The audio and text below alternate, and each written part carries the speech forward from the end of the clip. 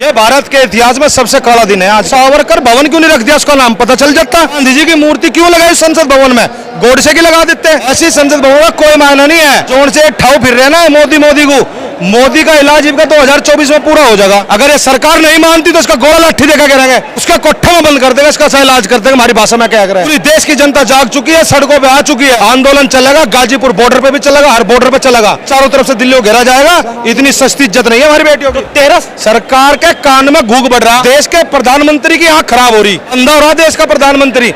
देश के प्रधानमंत्री की पहले तो आंख बनवाएंगे और फिर देश के प्रधानमंत्री के कान साफ करवाएंगे घूक वाले से। जनता ने चुना है, अगले साल हटा देंगे, क्या फर्क पड़ रहा।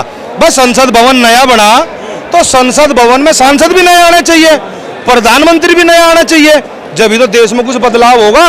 या संसद भवन तो नवा बना दो और वही काले दिल के आदमी उसमें बैठ जाओ, वही बलात्कारी उसमें बैठ जाओ, फिर क्या फायदा इसी संसद भवन का।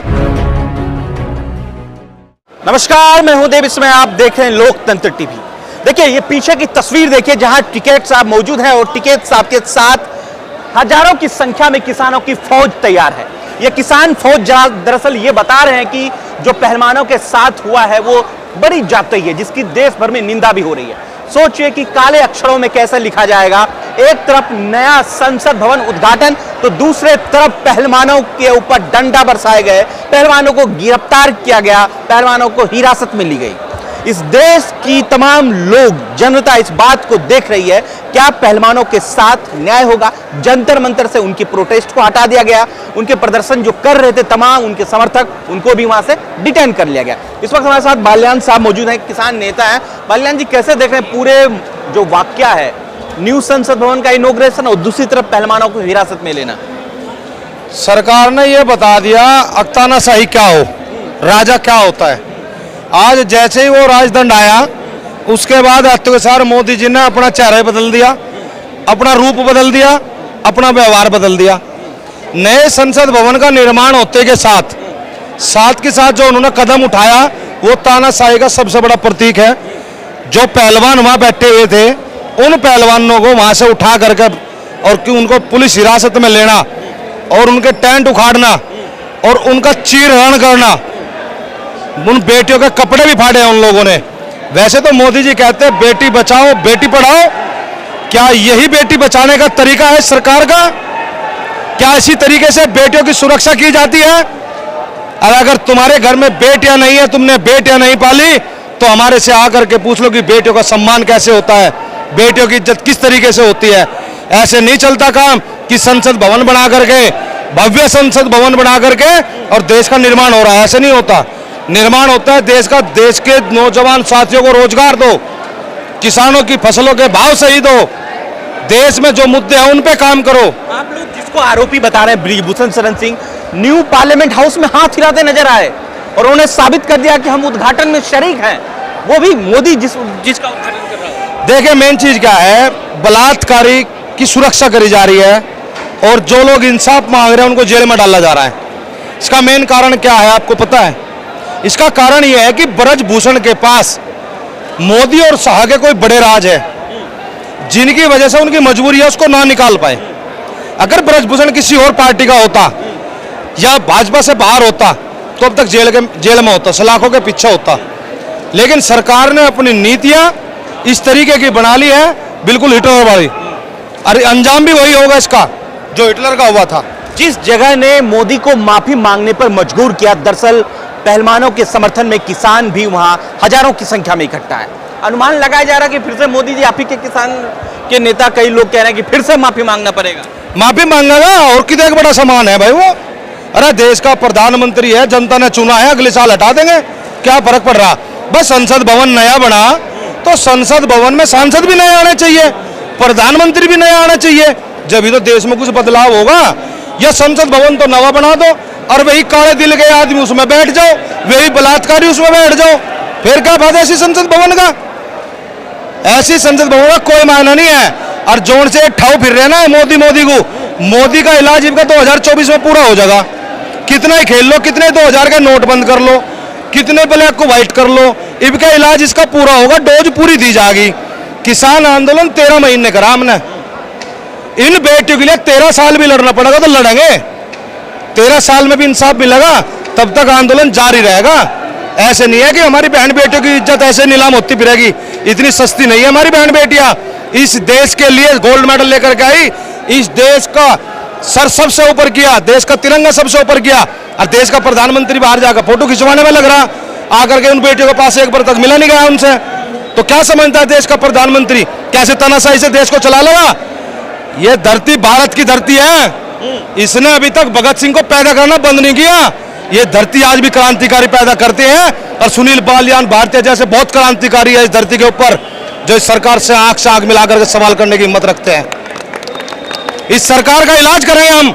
अगर ये सरकार नहीं मानती तो इसका गोला लाठी देखा करेंगे, उसके कोठे में बंद कर देंगे, इसका सही इलाज कर देंगे। हमारी भाषा में क्या कह रहे हैं, हम छोड़ने के नहीं। और हम जो किसान है ना, किसान और नौजवान साथी यहाँ खड़े, कोई हम चुराने की पुड़िया नहीं है एक्टिंग कर जगह मोदी। हम तो घंटी पकड़ लेंगे बनते ही, हम चुराने की पुड़िया नहीं है, एक बार छू मंतर कर ले। सरकार के कान में घूक बढ़ रहा, और देश के प्रधानमंत्री की आंख खराब हो रही, अंधा हो रहा देश का प्रधानमंत्री।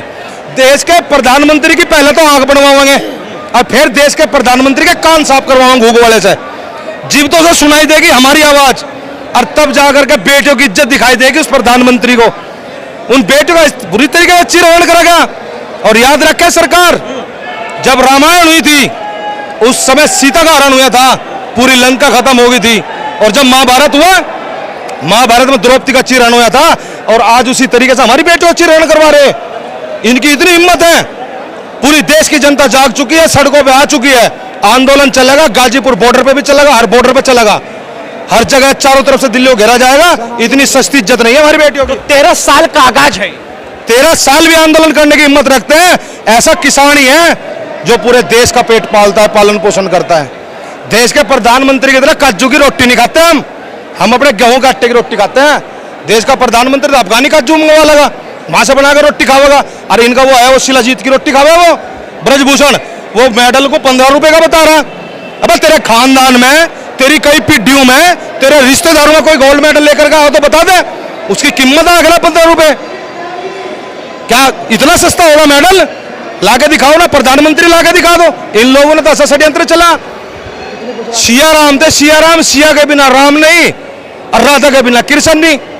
तो जैसे नरेंद्र मोदी जी अपो थे, खुद थे, बहू छोड़ रखी केला नरेंद्र मोदी, ऐसे काम कर दिया। राम को सा कर दिया खाली श्री राम, सिया को खत्म कर दिया। तो ये कौन सा तरीका है भाई? हम लोग कह रहे हैं मोदी जी तुम खूब बढ़िया बनवाओ, संसद भवन है खूब बढ़िया बनवाओ, राम मंदिर, लेकिन जनता को क्या मिल रहा है उससे?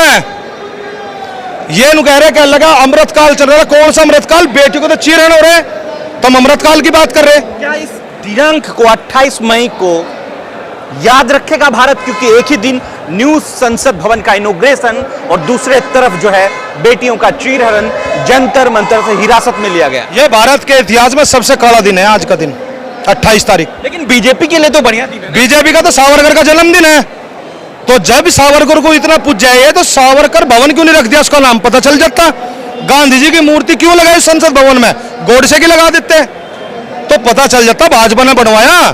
अब देख ले, एक काम और करवा दो इस सरकार से, वह गोडसे को भी मारा पर आवे, गांधी जी को भी पर आवे, तो गांधी जी के ऊपर माथा टेकना बंद कर दो, और माथा टेको तो गोडसे पे टेको, गोडसे के नाम पे वोट मांगो, बस खत्म हो जाएगा मामला, पता चल जाएगा।